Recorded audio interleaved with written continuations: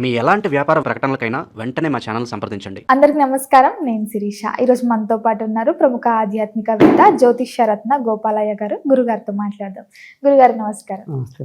గురుగారు, చూస్తుండగా 2025 అయిపోయింది, 2026 నూతన సంవత్సరానికి వచ్చేసాం. ప్రతి ఒక్కరికి ఉండేదే మా రాశి పట్ల ఎలా ఉంటుంది, ఎలాంటి జాగ్రత్తలు తీసుకోవాలని. ముఖ్యంగా ద్వాదశ రాశిలో అయితే సింహరాశి వారికి ఈ నూతన సంవత్సరం ఎలా ఉంటుంది, ఎలా కలిసి వస్తుంది అంటారు? చాలా మంచి ప్రశ్న అమ్మా. ఎందుకంటే సింహరాశి అనగానే నేను కొంచెం ఆగాను. ఎందుకంటే శని వీళ్ళకి అష్టమంలో ఉన్నాడు. ఈ సంవత్సరం అంతా అష్టమంలో శని ఉండి అష్ట కష్టాలు పెడుతున్నాడు. ఎన్ని చూశానంటే ఈ సంవత్సరంలో ఎప్పుడైతే అష్టమంలో వచ్చి కూడా 6 నెలలు అయిపోయింది. ఎన్ని కష్టాలు పడుతున్నారంటే సింహరాశి వాళ్ళు. భార్యాభర్తల మధ్య గొడవలు, వేరువేరుగా ఉండడము, ఉద్యోగం లేకపోవటం, ఏదో తిక్క పనులు చేస్తున్నారు బాగా. కాబట్టి అష్టమ శని తీవ్రంగా వాళ్ళని ఇబ్బంది పెడుతున్నాడు. శనికి సూర్యుడికి పరమశత్రుత్వం ఉంటుంది. ఎందుకంటే తన సొంత కొడుకే అష్టమంలో ఉండి ఈయన కర్మలన్నీ కడిగించేస్తున్నాడు సూర్యుడిది. కాబట్టి సింహరాశి వాళ్ళు అష్టమ శని ప్రభావం వల్ల తీవ్రమైన అనారోగ్యానికి, ఒంటరితనానికి, నష్టానికి, ఉద్యోగం లేకపోవటానికి అనేక కారణాలు అవుతున్నాడు.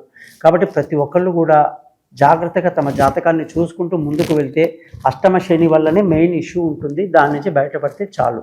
గురుగారు, మరి ముఖ్యంగా సింహరాశిలో ఉన్న విద్యార్థులకు ఎలా ఉంటుందంటారు? ఈ సంవత్సరం విద్యార్థులకు అధిపతి బుధుడు చాలా బాగున్నాడు. విద్యలో ముందుకెళ్తారు. కష్టపడాలి, బాగా కష్టపడాలి, ఏకాగ్రతని పెంచుకోవాలి. డీవియేషన్ ఏమాత్రం తగదు. డీవియేషన్కి అవకాశాలు ఎక్కువ ఉంటాయి.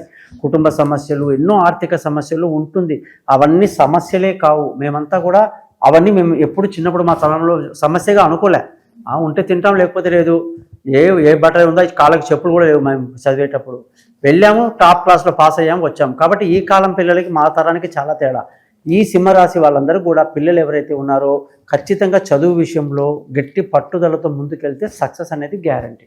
గురుగారు, మరి ఎవరైతే ఈ ఉద్యోగ వ్యవస్థలో ఉన్నారో వారికి ఎలా ఉంటుందంటారు? వీళ్ళకి ఉద్యోగాన్ని ఇచ్చేవాడు బుధుడు వీళ్ళకి మంచి వీళ్ళకి ఉద్యోగాన్ని ఇచ్చేవాడు శుక్రుడు మంచి ఉద్యోగాలు ఇస్తున్నాడు. ఉద్యోగంలో కఠినమైనటువంటి పరిస్థితి. ఉద్యోగాన్ని నిలబెట్టుకోవడమే సవాల్గా మారుతుంది ఈ సంవత్సరం వీళ్ళకి. ఉద్యోగం రావడం పెద్ద సమస్య కాదు, వచ్చిన దాన్ని ఎలా నిలబెట్టుకోవాలి అనేది ఇప్పుడు ఈ సంవత్సరంలో ఛాలెంజ్ అన్నమాట. సో ప్రతి ఒక్క సింహరాశి వాళ్ళకు నేను మోటివేట్ చేసేది ఒకటే, మీకు అష్టమ శని కావచ్చు, ఇంకేదన్నా కావచ్చు, అది మీరు పట్టించుకోకండి.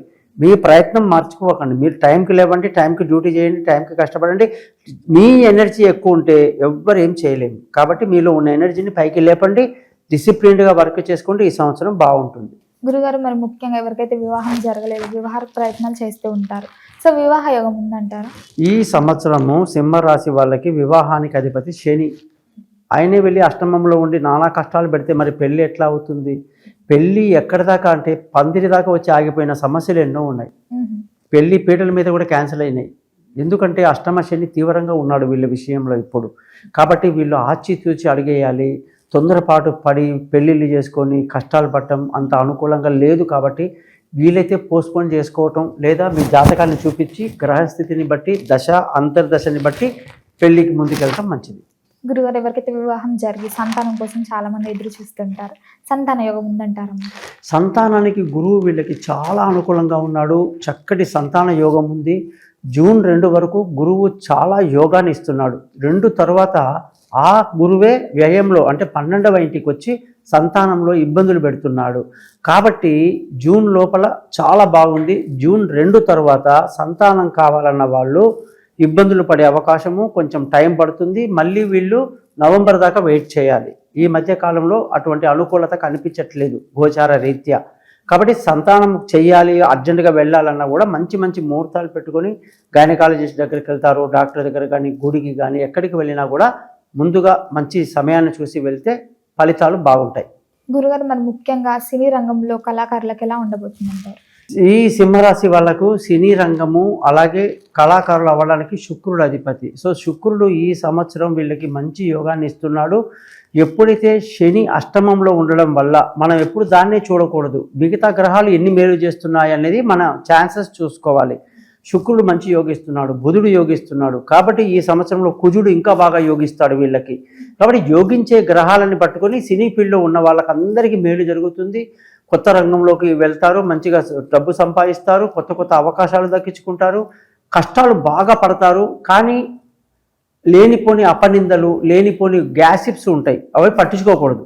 రిప్లై ఇచ్చారంటే మీరు డివేట్ అయిపోయినట్టే లెక్క. కాబట్టి అష్టమ శని మిగతా గ్రహాలు ఇచ్చినా కూడా అష్టమ శని కొంచెం ఇబ్బంది పెడుతుంటాడు. అందులోకి మీరు పడకుండా మీ యొక్క సెల్ఫ్ కాన్ఫిడెన్స్ని మీరు పెట్టుకుంటే ఈ సంవత్సరం బాగుంది.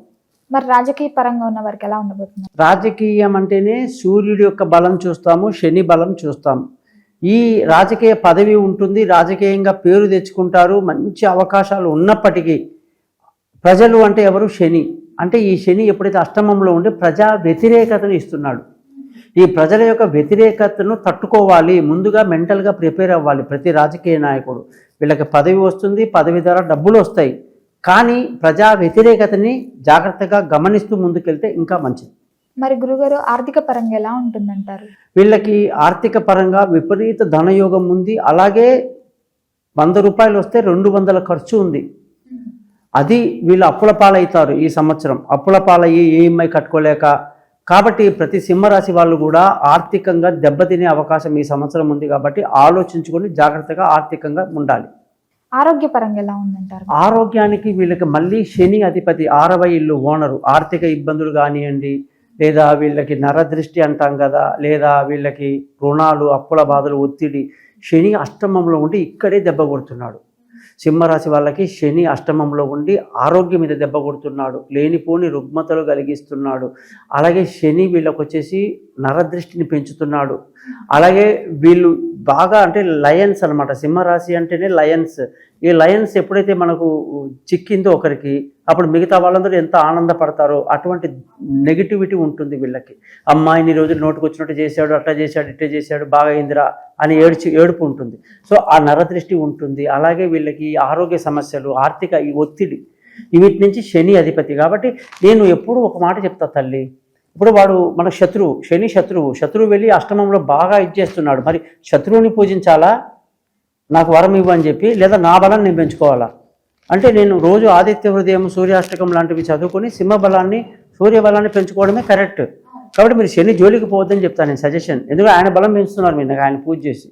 కాబట్టి మీ శత్రువుని మీరు ప్రార్థించడం కన్నా మిమ్మల్ని మీరు సూర్యుడిని ప్రార్థించడం వల్ల మీకు ఆ ఏలినాటి శని ఆరోగ్య సమస్యలు ఇవన్నీ రావు అన్నమాట.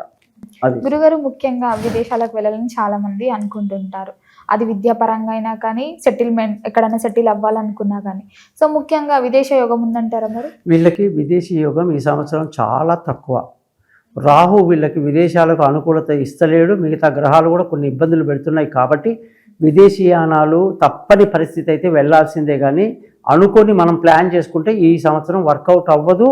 మనిషి ప్రయత్నపూర్వకంగా వెళ్తాడు, బలవంతంగా వెళ్ళినా కూడా మళ్ళీ వెనక్కి తిరిగి రావాల్సిన పరిస్థితి ఉంటుందన్నమాట.